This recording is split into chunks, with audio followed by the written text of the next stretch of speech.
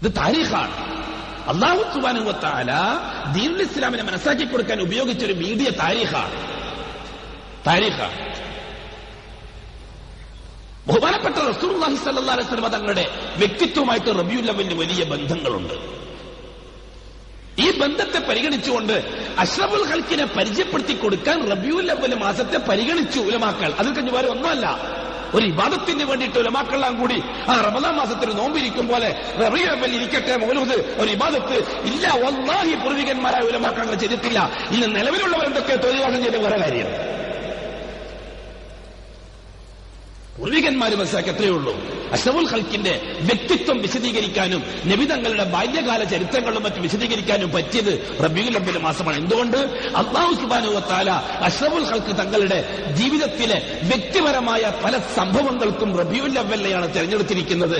അതുകൊണ്ട് നബിതങ്ങളുടെ ചരിത്രം പറയാൻ നമുക്കും റബീഉൽ അവ്വൽ മാസത്തെ തെരഞ്ഞെടുക്കാം. ഇതിൽ കവിഞ്ഞ് വേറെ ഒന്നും പൂർവികന്മാരായ മഹാന്മാർ നൽകിയിട്ടില്ല. റബീഉൽ അവ്വൽ വാഴ നടത്തുമ്പോഴോ റബീഉൽ അവ്വൽ നബിതങ്ങളുടെ മതകൾ പറയുമ്പോഴോ റബീഉൽ അവ്വൽ പറയുമ്പോഴോ നമ്മൾ നബിയെ ശുദ്ധം ഫുള്ളാക്കേണ്ട ആവശ്യമില്ല.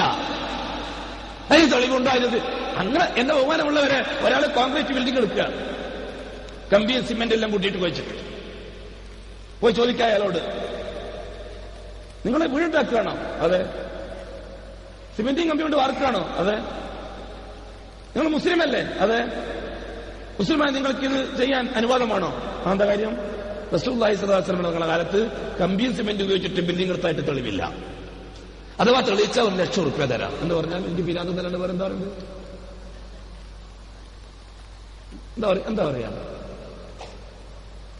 എന്റെ ബഹുമാനം സാന്ദർഭികമായിട്ട് ഒരു കാര്യത്തിന് വേണ്ടി ജായിസായ ഒരു കാര്യം ചെയ്യുന്നു. അത്രയേ ഉള്ളൂ റബീഉൽ അവ്വൽ മാസത്തിന്റെ തന്നെ പറയില്. എല്ലാം ഉൾട്ടയാക്കിയിട്ട് ഉമ്മത്തിനെ നരകത്തിലേക്കായിട്ടും ചെയ്യണ്ട.